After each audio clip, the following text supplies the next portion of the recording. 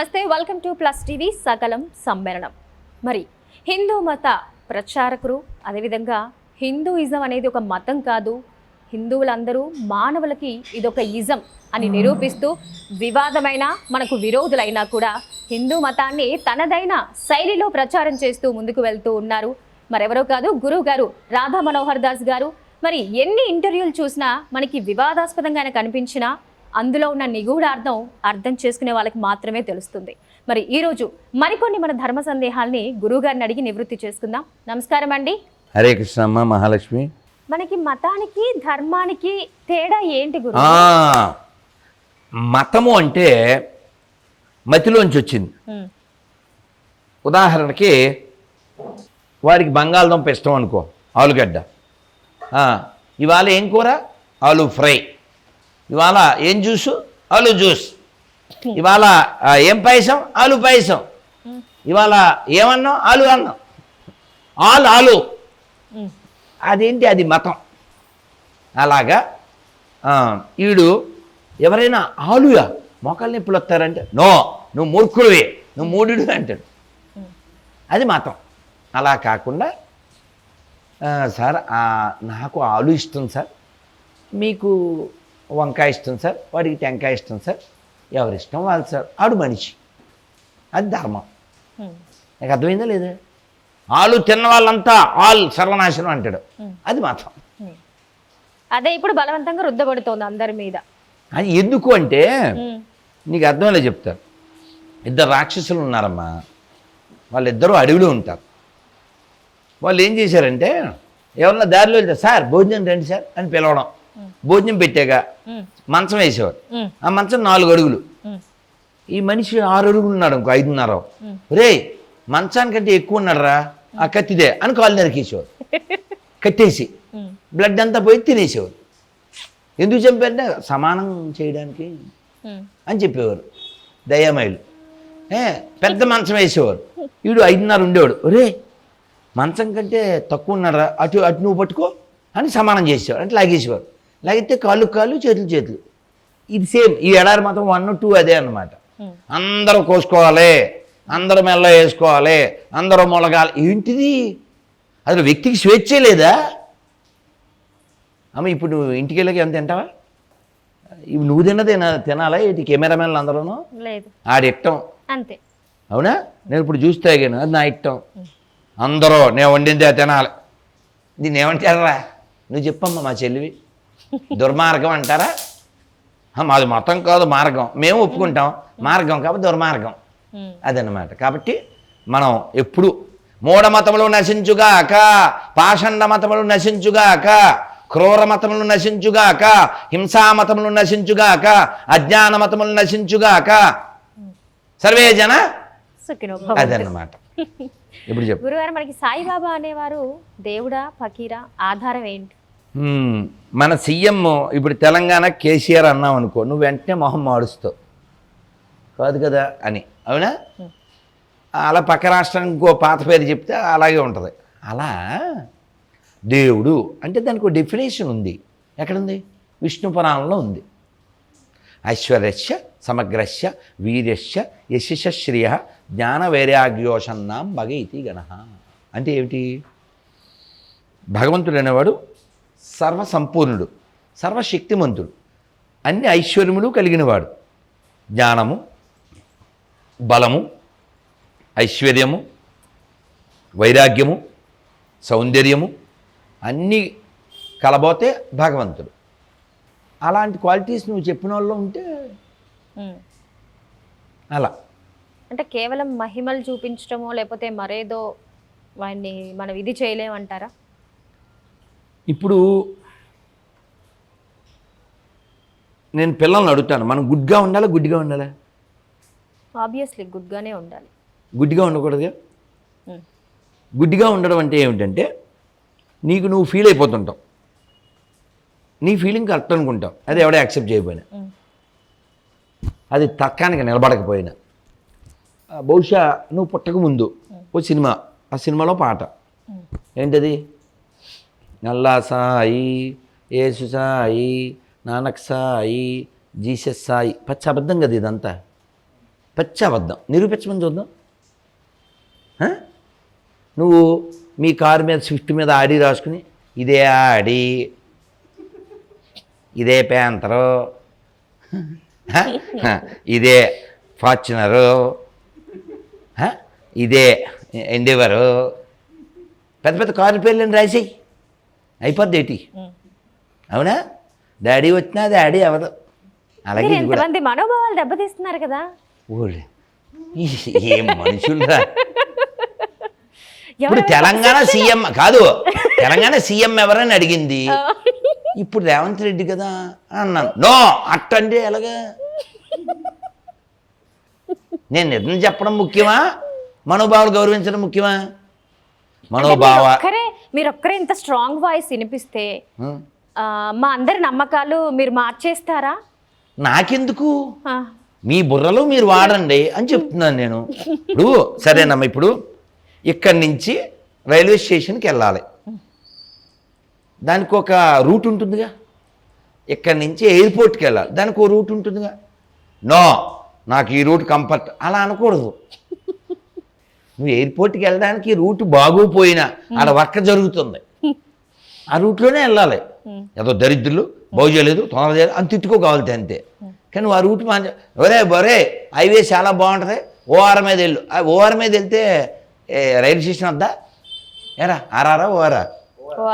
కరెక్టేనా? ORR triple okay. ORR మీద railway station వస్తుందా వద్దా? ఎంత దూరం అని వెళ్ళు, ఏ విజయవాడ వస్తుంది అంతే. అవునా? నాకు కంఫర్ట్గా ఉంది, నీ ఇష్టం, మేమేం చేయలేం కదా. ఎప్పుడైనా సక్సెస్ ఎటు ఉందో అటు వెళ్ళాలి నాన్న. రామదాస్ తెలివైనోడు, నా స్టేట్మెంట్. What you say? చెప్పు. రామదాసు గారు తెలివైనవాడు, అవునా కాదా? తెలివైనడే రైట్. త్యాగరాజ స్వామి వారు తెలివైనవాడు, పోతన గారు తెలివైనవాడు, కవిత్రి మొల్ల తెలివైంది. వీళ్ళందరూ ఎవరు నమ్మారురా? రాముని నమ్మారు. తెలివైన వాళ్ళు అంటే ఏంటంటే మళ్ళీ పుట్టని ప్రదేశానికి వెళ్ళిన వాళ్ళు అని అర్థం. తెలివైన వాళ్ళు అంటే మేడ మీద మేడ కట్టాడు, మేడ పక్కన దూడ కట్టాడు, ఆ దూడ వేసిన పేడ గోడ కొట్టాడు, ఆడు కాదు. బోల్డని బిల్డింగులు కట్టేశారు, ఇప్పుడు హైడ్రా వచ్చి కొన్ని కూల్చేస్తుంది, దాని టైం వచ్చింది. అలాగే భూకంపం వచ్చి కొన్ని కూల్చేస్తుంది, బాంబు దాడి జరిగి గాజులు పగిలిపోతుంటాయి. కాబట్టి ఇక్కడేదో సంపాదించినోడు తెలివైనోడు కాదు. భగవంతుడి యొక్క లోకానికి వెళ్ళడానికి మార్గాన్ని పొందినవాడు. అలా సక్సీడ్ అంటాం కదా. సక్సీడ్ అంటే డెస్టినేషన్ చేరుకున్న వాళ్ళు ఎవరు? ఇప్పుడు నేను చెప్పిన పోతన్ గారు, రామదాస్ గారు, కవిత్రి మొల్ల, త్యాగరాజ స్వామి వారు. గట్టిగా త్యాగరాజ స్వామి వారు 170 ఏళ్ళు. ఆయనకి రాముడు వారు కనబడి వచ్చే ద్వాదశికి నేను వస్తాను, రెడీగా ఉండని చెప్పారు. మోక్షము గలదా భువిలో జీవన్ముక్తులు గాని వారలకు మోక్షము గలదా. ఇప్పుడు నాన్న నీ టీషర్ట్ ఎంత నాన్న? 100 రూపాయలండి. తీరా ఒకసారి తిప్పు నాన్న. ఓకే, 100 రూపాయల టీషర్టు. ఇలాంటి టీషర్టు నీ చొక్కా ఎంత నాన్న?